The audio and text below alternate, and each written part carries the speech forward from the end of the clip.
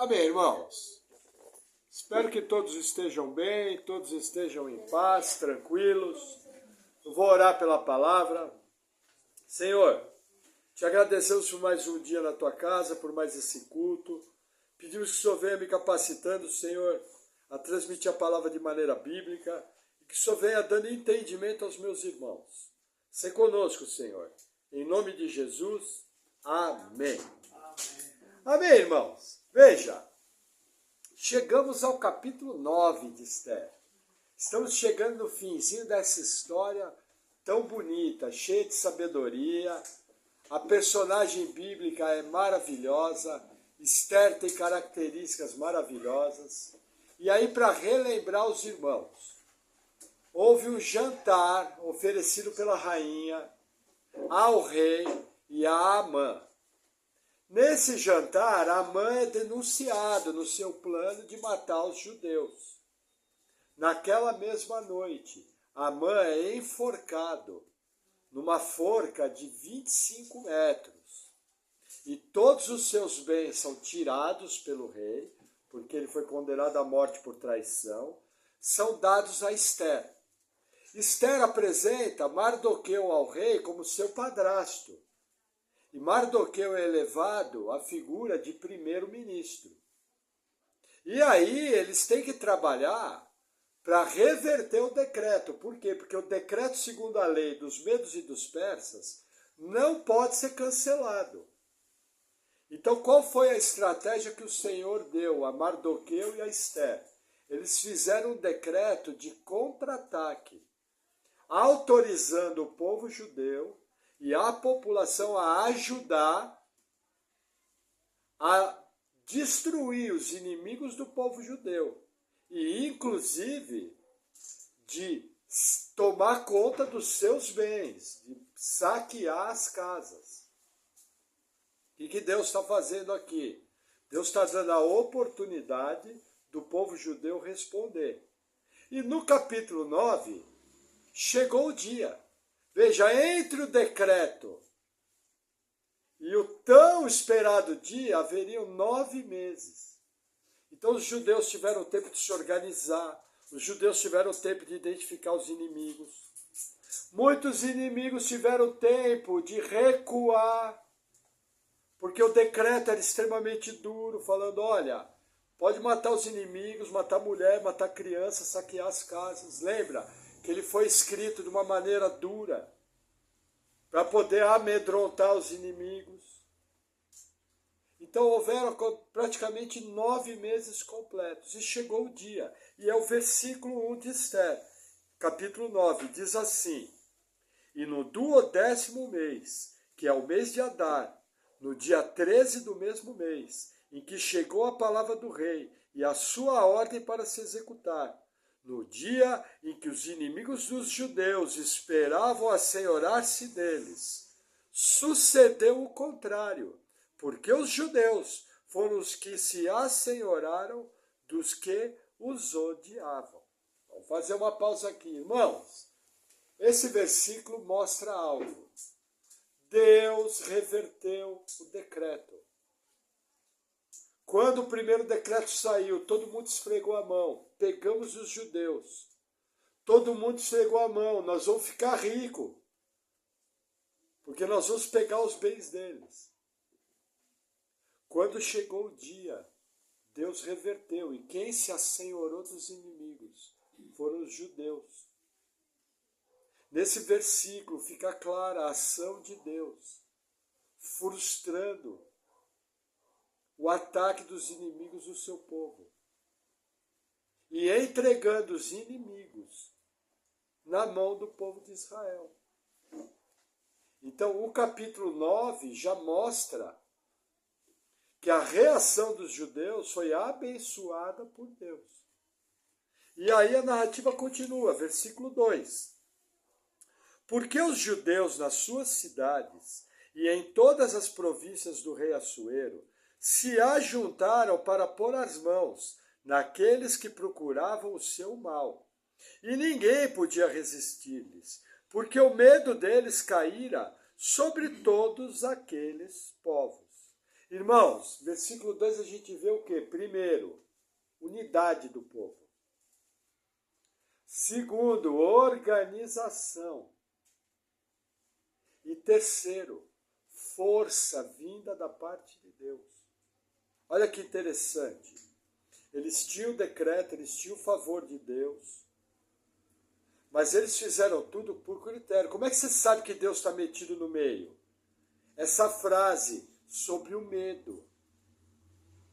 Se você retornar ao livro de 1º e 2 Samuel, 1º e 2 Reis, 1º e 2 Crônicas, onde fala das guerras dos reis de Israel, você vai ver em várias passagens que o medo se apoderou dos inimigos. Se você vai no livro de Juízes, por exemplo, no caso de Gideão, quando os 300 atacaram os amalequitas, que inclusive é o mesmo inimigo, eles fugiram apavorados. Agora, que interessante, o favor de Deus era sobre eles. Mas eles fizeram tudo certinho. Porque quem executa a vontade do Senhor somos nós. E quando eu vou fazer a vontade do Senhor, é meu papel. Fazer a coisa com critério, bem feita, de maneira correta. E aí, com certeza, eu vou alcançar bom resultado. Mas, pastor, Deus não tinha dado? Veja, vamos nos lembrar na tomada da terra prometida. Deus tinha dado a terra prometida para os judeus. Eles venceram em Jericó. Eles não podiam tomar o despojo. Aí, um camarada chamado Acã, de maneira escondida, pegou uns objetos. Aí eles foram para uma outra batalha, para uma cidade bem pequenininha chamada Ai. E naquela batalha eles fugiram dos seus inimigos e 36 israelitas morreram. E Josué se humilhou diante de Deus. Então o que acontece? Existe a vontade decretiva, positiva de Deus. Essa vontade sempre se cumpre plenamente. Mas existe a chamada vontade permissiva, que são situações que Deus autoriza que aconteçam para alcançar um propósito maior, normalmente para ensinar algo. Sabedor de como a vontade de Deus acontece, qual é o meu papel? Meu papel é, confiando no poder dele, fazer o meu melhor. E entendendo que se algo não correr bem, eu tenho que parar para rever o que está acontecendo. Compreende esse princípio? O fato de um Deus soberano ter decretado todas as coisas não tira de mim a responsabilidade de agir de maneira correta em tudo que tiver ao meu alcance. Amém? Vamos seguir, versículo 3. E todos os líderes das províncias, e os sátrapas, e os governadores, e os que faziam a obra do rei, auxiliavam os judeus, porque tinha caído sobre eles o temor de Mardoqueu. Irmãos, esse versículo é interessante, veja. Nós temos 2 decretos. Um mandando matar os judeus, e outro mandando matar os inimigos dos judeus. Os 2 decretos valiam. Se alguém se levantasse e matasse um judeu, ele estaria obedecendo o decreto, o primeiro decreto. Valia, não foi revogado. É lei dos medos e dos persas. Nesse versículo eu vejo novamente o favor de Deus. Por quê? Porque os governadores, os prefeitos, as autoridades começaram a temer Mardoqueu, primeiro-ministro. E em vez de inclinar a vontade para o decreto de morte aos judeus, que valia, eles inclinaram a vontade para o decreto de proteção aos judeus. E de maneira ativa, o que eles fizeram? Ajudaram o povo judeu. Mas é muito importante você entender que os dois decretos valiam. Poderia ter havido algum governador que falasse, não, vou exterminar o judeu. E se ele tivesse montado um exército particular, capaz de matar algumas famílias dos judeus, ele poderia fazer isso. E não seria preso. Porque era um decreto do rei. É lei dos medos e dos persas. Mas o que o escritor bíblico está querendo mostrar? Deus está agindo por completo. De maneira inspirada, esse versículo foi colocado aqui. Nos 2 versículos fala do temor que foi colocado no coração das pessoas. Esse temor vem de Deus. Irmão, sabia que você pode ter tido um livramento de um assalto porque alguém olhou para você e Deus colocou temor no coração dele? Que a sua casa já pode ter sido deixada de ser assaltada, o seu carro deixou de ser furtado, porque Deus colocou temor. E Deus, de maneira sobrenatural, Ele pode fazer isso, e você nem fica sabendo. Por isso que é importante, vai sair de casa, não custe, Senhor, guia os meus caminhos, me livra de todo mal, me dá sabedoria, que eu possa viver esse dia bem tranquilo, engrandecendo o Teu nome. Amém. Fechou? Glória a Deus. Deixa eu tomar um gole de água. Versículo 4. Porque Mardoqueu era grande na casa do rei, e a sua fama crescia por todas as províncias, porque o homem Mardoqueu ia sendo engrandecido. A Bíblia nos ensina que toda autoridade é dada por Deus. E a Bíblia também nos ensina que a pessoa só pode ser engrandecida se for da parte do Senhor. Mardoqueu jamais buscou a glória própria. Nem no maior dia da sua vida, que foi quando ele andou pela cidadela de Suzã, pela cidade, montado no cavalo real, com vestes reais. O cavalo com um selo real, uma espécie de coroa. Mardoqueu acabou aquela homenagem e voltou a trabalhar nos portões. Mardoqueu era um cara focado. Mardoqueu queria fazer a vontade do Senhor. Mardoqueu queria o bem do povo.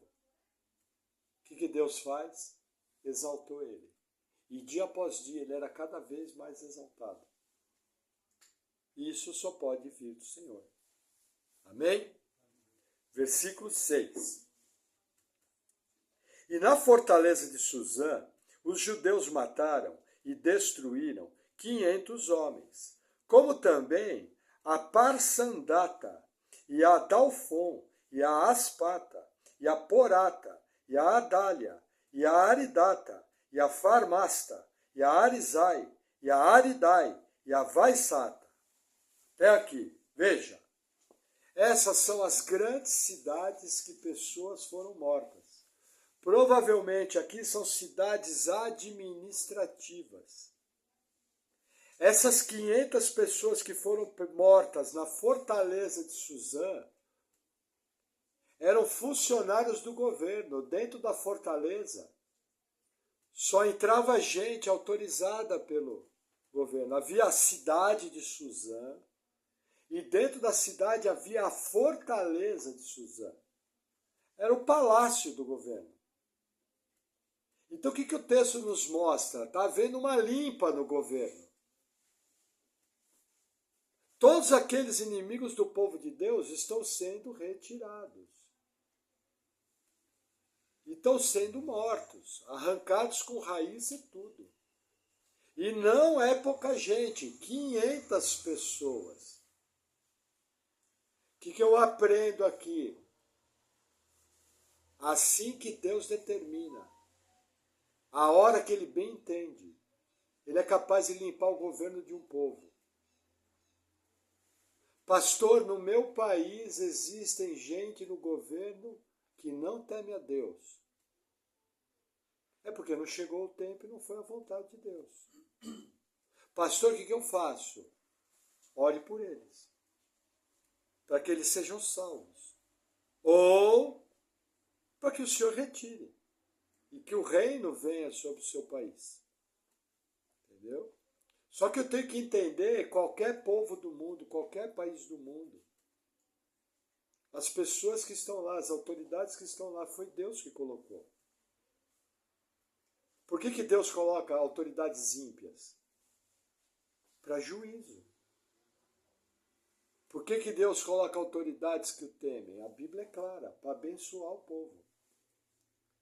Todas as vezes que Deus colocou homens da parte dele, o povo foi abençoado.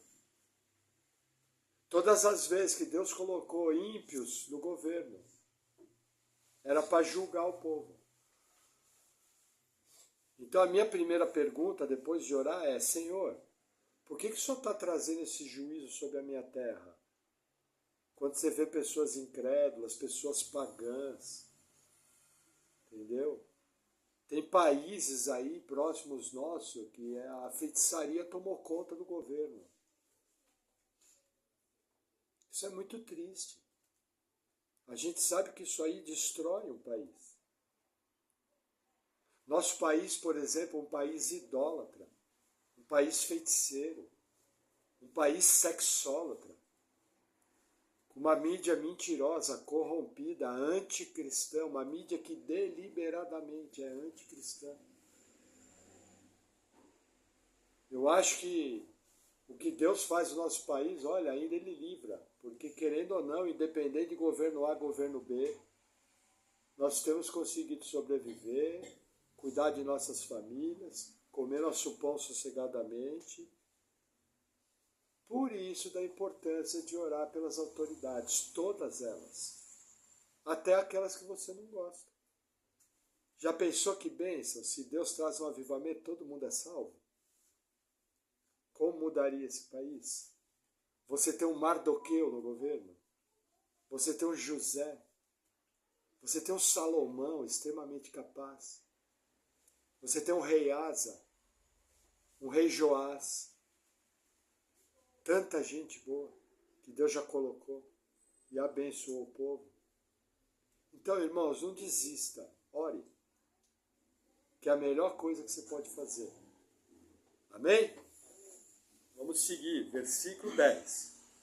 Os 10 filhos de Amã, filho de Amedata, o inimigo dos judeus, mataram, porém ao despojo não estenderam a mão. No mesmo dia foi comunicado ao rei o número dos mortos na fortaleza de Suzã. Vou fazer uma pausa aqui, olha que interessante.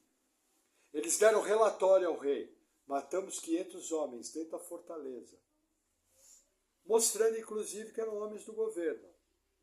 Segundo, os 10 filhos de Amã foram mortos. Mas olha que interessante, os bens dos 10 filhos de Amã não foram saqueados. Existe um porquê aqui que nós vamos entender mais à frente. Veja, se Amã era rico, seus 10 filhos eram o quê? Rico. Nenhum judeu tocou nos bens dele. Podia? Podia. Mais à frente os irmãos vão entender por quê, que eles não tocaram nos bens dele. E aí a narrativa continua, versículo 12. E disse o rei à rainha Ester, na fortaleza de Suzã, os judeus mataram e destruíram 500 homens, e os 10 filhos de Amã, nas mais províncias do rei, que teriam feito? Qual é, pois, a tua petição? E dar-se-te-á. Ou qual é ainda o teu requerimento? E far-se-á. Então disse Ester, se bem parecer ao rei, conceda-se aos judeus que se acham em Suzã, que também façam amanhã, conforme ao mandato de hoje, e pendurem numa forca os 10 filhos de Amã. Então disse o rei que assim se fizesse, e publicou-se um edito em Suzã, e enforcaram os 10 filhos de Amã. Vamos fazer uma pausa. Olha que interessante. Até aqui, sempre Ester procurou o rei. Mas lembra que ela foi sábia, ela foi doce, ela soube como conversar, ela tinha o coração do rei na sua mão. O fruto chegou. O rei foi procurar Ester. e avisou, olha, mataram 500 homens e mataram os 10 filhos de Amã. Você quer mais alguma coisa? Se você quiser, eu faço agora. E aí Esther vem com uma frase surpreendente, que para nós cristãos, se você não for um cristão focado na verdade bíblica, você vai ter dificuldade com a frase de Esther. Que Esther fala o seguinte, baixa um decreto para que amanhã a gente faça a mesma coisa. Você, o quê? E o rei abaixa outro decreto, autorizando que na capital, na fortaleza de Suzã, eles continuassem a executar os inimigos do povo. O que eu aprendo com isso? Esther notou que ainda havia mais inimigos escondidos, que havia mais trabalho a fazer. O que eu aprendo com Esther? Quando Deus te der uma tarefa, vai até o fim. Só existe bênção quando a coisa é feita de maneira completa. O inimigo só é derrotado quando a pedra acerta na cabeça. E Davi sai correndo, pega a espada do inimigo, arranca a cabeça e levanta. Esse aqui não afronta mais. Irmãos, nós temos mania de ficarmos contentes com vitórias parciais. Não existe bênção para vitória parcial. Vitória parcial é para te motivar para ir até o fim. Quando Deus te der uma tarefa, te dá um encargo, vá até o fim. Resolva o problema. De maneira figurativa, vença os inimigos. E seja abençoado por isso. É o que Esther está fazendo aqui. E vocês vão entender mais à frente por que essa voracidade, por que essa violência. Existe um motivo aqui. E está subentendido no texto. Amém? Vamos avançar um pouco mais. Versículo 12. 12 não, perdão. Versículo 15. E reuniram-se os judeus que se achavam em Suzã, também no dia 14 do mês de Adar, e mataram em Suzã 300 homens. Porém, ao despojo não estenderam sua mão. Veja, completaram a obra, foram mais 300. Só no governo mataram 800 pessoas. Só que, novamente, eles não tocam nos bens, em nada. Irmão, funcionário do governo ganha bem? São os que mais ganham. Eles não tocaram em nenhum bem. Você já vai entender o porquê. Versículo 16. Também os demais judeus que se achavam nas províncias do rei se dispuseram em defesa de suas vidas e tiveram descanso dos seus inimigos e mataram dos seus inimigos 75.000. Porém, ao despojo não estenderam a mão. Olha que interessante. 75.000 mortos. Irmãos, Pinhais tem 80.000 habitantes, se eu não me engano. Acho que Piraquara tem 80.000 habitantes. Essa foi a quantidade que foi morto. 75.800 pessoas. Só que olha que interessante, por 3 vezes a Bíblia fala, não tocaram nos seus bens. Lembra da regra teológica?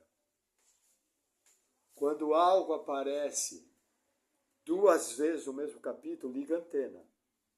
Se aparecer 3, o escritor bíblico está gritando. Lógico, é uma figura. Existe um porquê deles não tocarem. E você já vai entender. Porque está ligado a essa matança tão grande. Quase 76.000 pessoas. É muita gente. Muita gente. Inimigos do povo de Deus. Se eles são inimigos do povo de Deus, quando eles morreram, eles foram para onde? Para o inferno. Percebe a seriedade que é você se posicionar contra o povo de Deus? A consequência é eterna. Perder a vida e perder a eternidade. Sem escapatória. E aí o texto continua. Versículo 17. Sucedeu isso no dia 13 do mês de Adar, e descansaram no dia 14, e fizeram daquele dia de banquetes e alegria. Irmão, foi lá, brigou, guerreou, fez tudo o que tinha que fazer, limpou, e no dia seguinte o que fizeram? Festa. Irmãos, quando Deus fizer algo grande na sua vida, esteja liberado para comemorar, esteja liberado para ficar alegre, esteja liberado para dar o testemunho. A alegria do Senhor é a nossa força. Quando acontece algo grande, é para se alegrar. Não vem com aquela falsa humildade. Fala, pô, irmão, o que Deus fez é verdade, irmão. Louvado seja Deus. Glórias a Ele.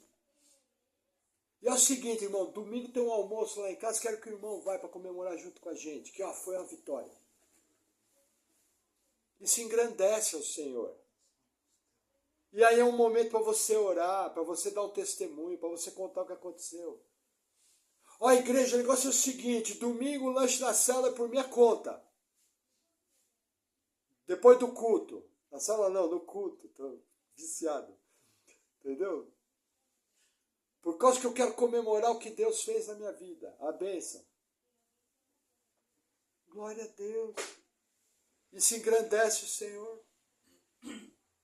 Amém? Porque tem gente, ó, tem crente que tem medo de ser feliz. Existem algumas igrejas que querem colocar um manto, um peso, uma nuvem sobre o crente não pode nem dar risada. Já vi lugares assim, parecia que para ser espirituoso tinha que ter cara feia. E para falar tinha que impostar a voz. Irmão, louvado seja o Senhor. Misericórdia, irmão, você não dá risada, não.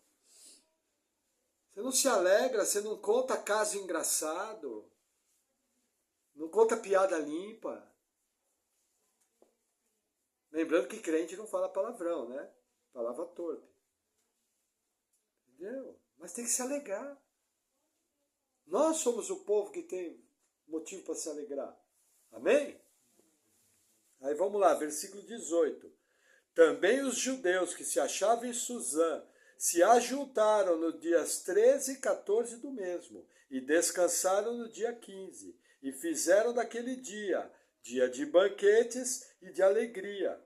Os judeus, porém, das aldeias que habitavam nas vilas sem muro, fizeram no dia 14 do mês de Adar, dia de alegria e de banquetes, e dia de folguedo, e de mandarem presentes uns aos outros. Irmãos, fim da luta, 2 dias de festa, banquete, presente, alegria. O inimigo foi vencido, Deus abençoou, estamos bem, saudáveis, acabou a ameaça. Deus operou grande livramento. Trocaram presentes, mão aberta, generosidade. Se juntaram para banquetear. Não foi uma simples refeição. Pegaram o melhor que eles tinham disponível, fizeram. Para quê? Para glorificar aquilo que Deus fez. De tempos em tempos, é saudável você ter esse ambiente festivo na sua casa, dentro da possibilidade. Entendeu? Cada um dentro da sua possibilidade, não importa. Mas isso faz parte das ações de graças ao Deus verdadeiro. Isso traz alegria à nossa vida. Isso nos traz uma emoção saudável. Lembra, as emoções dão cores à vida. As emoções, elas dão colorido. Eu não sou um boneco. Nossa, irmão, Deus te curou daquele câncer terminal. É verdade, irmão, foi bacana. Nossa, irmão, fiquei demais. Eu também. Misericórdia, né, irmãos? Sabe? Faz parte do nosso culto a Deus a alegria. Amém? Falta alguma coisa? Ou posso encerrar? Irmãos, eles não tocaram nos bens. O que você percebe? No capítulo, tem uma outra palavra que se repete também. Os inimigos do povo. É que eu não quis falar para não dar spoiler. Na Bíblia, sempre que você vê junto essa construção, guerra contra os inimigos do povo, e não tocar nos despojos, está falando de uma guerra santa, como foi no Pentateuco, no Êxodo, na tomada da Terra Prometida. Lembra que tinha cidade que não podia tocar em nada? Havia despojos que não podia tocar. Em algumas cidades, alguma coisa, o ouro e a prata, podia passar pelo fogo e ir para os utensílios do templo, mas não podia tocar em nada. Isso é uma guerra santa. Por quê? Porque aqui o principal símbolo do inimigo que ocasionou tudo isso foi um inimigo histórico chamado Amaleque. Quem é Amaleque? Contra quem foi essa guerra santa? Vamos abrir, livro do Gênesis, capítulo 36. Rapidamente, primeiro livro da Bíblia, Gênesis 36.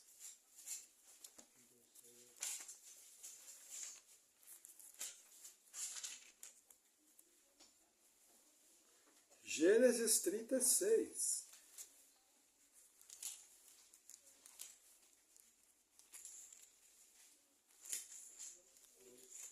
Se você ainda está no 31 como eu, pode falar misericórdia, pastor. Nossa, meu Gênesis está gasto. Glória a Deus por isso. Vamos lá. Gênesis 36, versículo 12. Diz assim. Vamos ler o 10. Estes são os nomes dos filhos de Esaú. Elifaz, filho de Ada, mulher de Esaú. Reuel, filho de Basemate, mulher de Esaú. Vamos ao 11. E os filhos de Elifaz foram Temã, Omar, Zefô, Gaetã e Kenaz. E Tímina era concubina de Elifaz, filho de Esaú. E teve de Elifaz a Amaleque. Esses são os filhos de Ada, mulher de Esaú. Quem é Amaleque? Quem é esse povo? Neto de Esaú. Quem é Esaú? Neto de Abraão. Filho de Isaque. Entendeu? Descendência de Abraão. Lembra que Deus falou, abençoarei a tua descendência? Amaleque era para ser alguém grandemente abençoado, descendência de Abraão. Entendeu? Aqui surgiu o povo amalequita.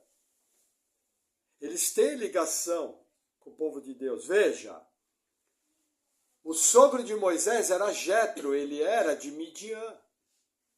Zípora, sua esposa, era de Midian. Jetro servia a Deus. Era sacerdote do Deus Altíssimo. A esposa de José no Egito era Zafenate, egípcia, filha do sacerdote Dion. Ele. Aqui gerou de Judá era Tamar, uma gentia. A avó de Davi era Ruth, uma moabita. O que eu estou querendo dizer? Deus não tem problema nenhum em incluir no seu povo os gentios. Isso não é problema para Deus. Desde que o gentio entre na aliança. Lembra as palavras de Ruth? O teu Deus é o meu Deus. Para onde você for, eu vou junto. Percebe? Então Deus não tem problema com os gentios. Jetro, inclusive, foi usado para dar conselhos a Moisés. Agora, esses amalequitas partiram por outro caminho. Vamos avançar um pouco mais. Livro do Êxodo, capítulo 17, próximo livro da Bíblia. Êxodo 17. Versículo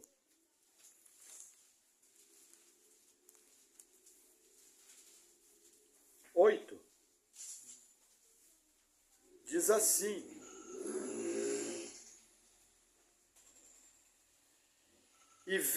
então veio Amaleque e pelejou contra Israel em Refidim. Por isso disse Moisés a Josué: escolhe-nos homens e saí, peleja contra Amaleque. Amanhã eu estarei sob o cume do outeiro, e a vara de Deus estará na minha mão. O que acontece? O povo estava caminhando nas beiradas da terra prometida.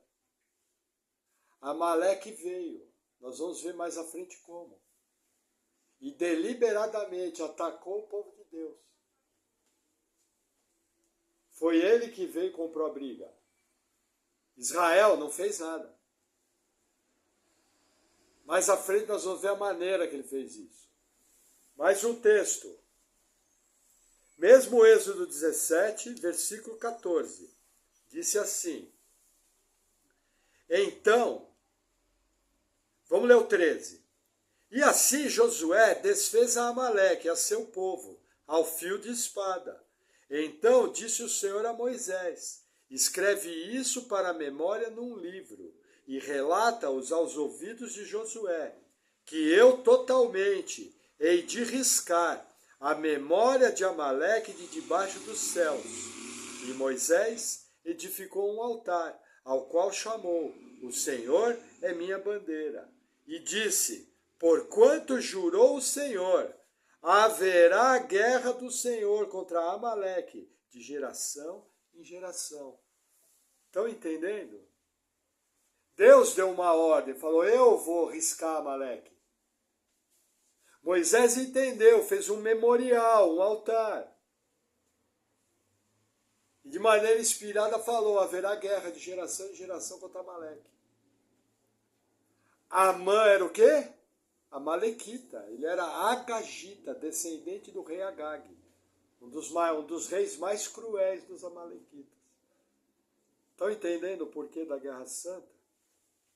Não bastasse isso, vamos mais um pouquinho. Livro dos Números, 2 livros à frente. Versículo 24. Vai passar por Levítico. Números 24. Olha que legal.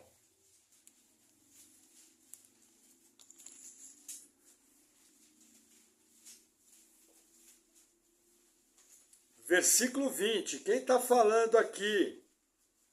Quem está falando aqui é Balaão, o falso profeta, que foi contratado para profetizar contra Israel. Aqui é parte da profecia.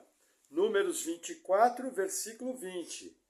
E vendo os amalequitas, proferiu a sua palavra e disse: Amaleque é a primeira das nações, porém o seu fim será destruição para sempre. Olha que interessante. Balaão proferiu palavras contra Amaleque. Nossa, pastor, e valeu? Veja, Balaão também proferiu palavras a favor do povo de Israel. E o rei que tinha pagado o salário dele ficou furioso. E ainda falou: contra Jacó não vale encantamento. Entendeu? Vamos seguir mais um pouco. Deuteronômio 25.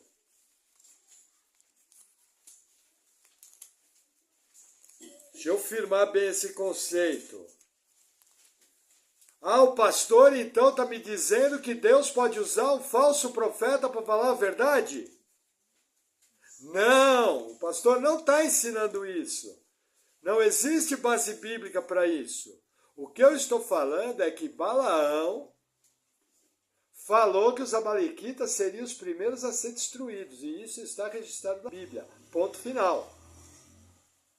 Fechou? Eu não vou falar mais do que o texto, não sou maluco. Amém? Vamos lá. Deuteronômio. Não, que a turma vai falar, nossa, pastor Maurício falou que usou o capetão lá. Vamos lá. Lógico que se Deus quiser usar, ele é soberano, mas eu preciso de uma passagem para sustentar. Entendeu? Deuteronômio 25, versículo 17. Olha que interessante. Lembra-te do que fez Amaleque no caminho, quando saías do Egito, como te saiu ao encontro do caminho, e feriu na tua retaguarda todos os fracos que iam atrás de ti, estando tu cansado e afadigado, e não temeu a Deus. Será, pois, que, quando o Senhor teu Deus te tiver dado repouso de todos os teus inimigos em redor, na terra que o Senhor teu Deus te dá por herança, para possuí-la, então apagarás a memória de Amaleque de debaixo do céu. Não te esqueças. Decreto do Senhor. Veja, eles foram covardes. O povo tinha acabado de sair do Egito, não tinha nem exército organizado, mal tinha armas. Atacou na retaguarda, matando os fracos. O que Deus falou? Não vai passar batido. Eu quero que extermine. Entende porque é guerra santa? Aí olha que interessante, último texto. Primeiro livro de Samuel. 4 livros à frente. Capítulo 15. Primeiro livro de Samuel. Capítulo 15. Versículo 3.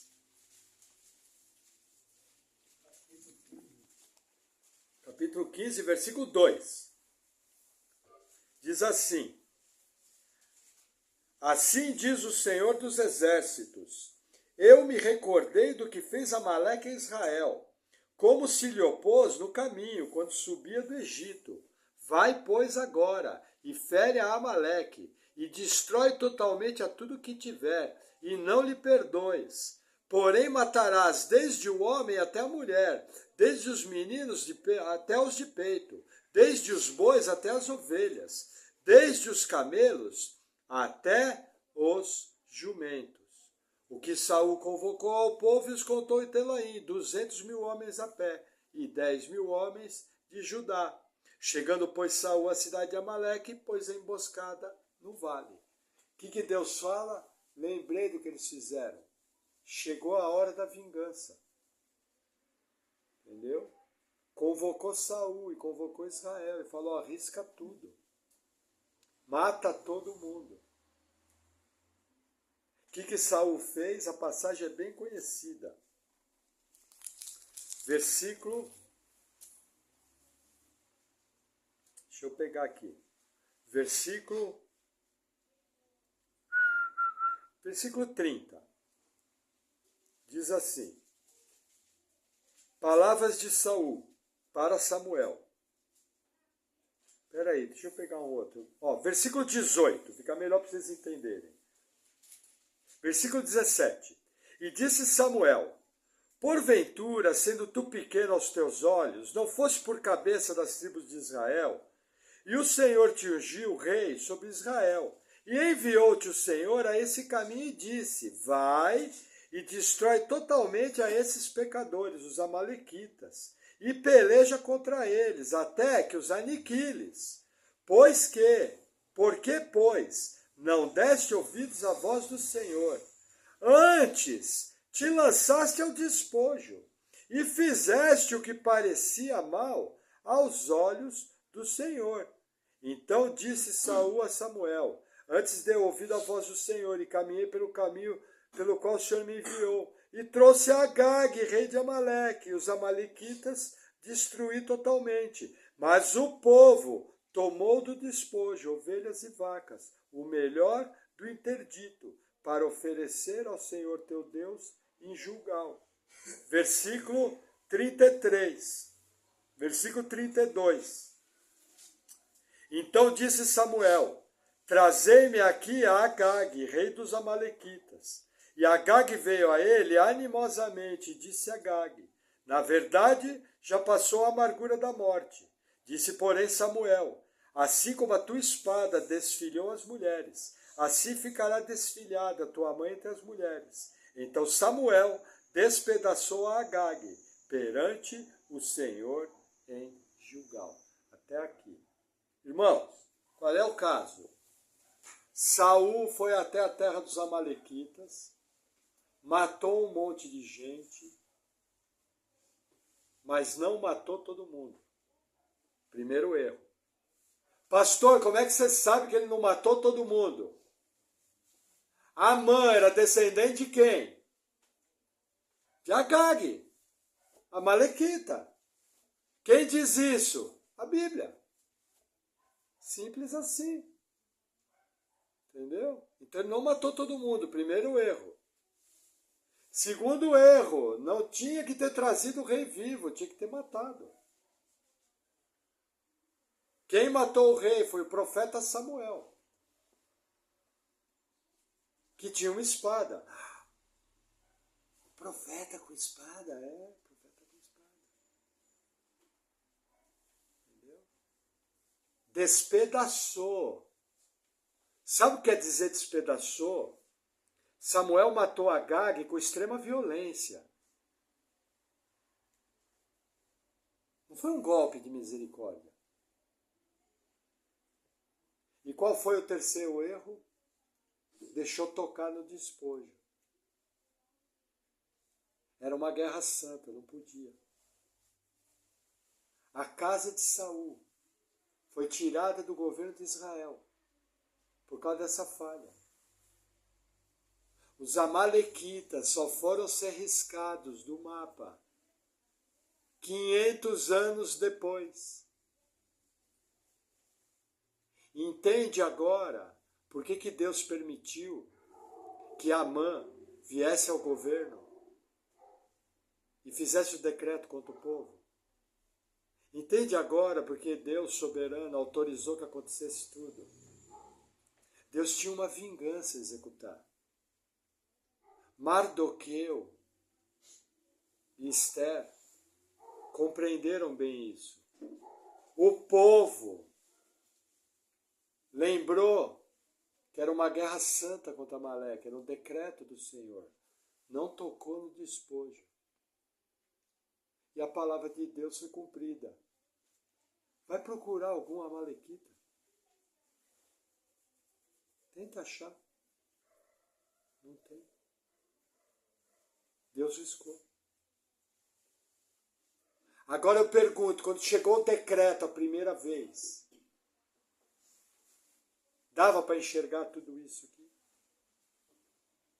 Percebe? Existem coisas que no desenrolar dos fatos eu vou enxergando. E Deus vai descortinando a sua vontade. Meu papel é conferir se aquilo é bíblico. Sendo bíblico, é a vontade de Deus. E de bom grado, de todo o meu coração, e até o fim, para cumprir a vontade do Senhor. Amém? Vamos orar? Glória a Deus.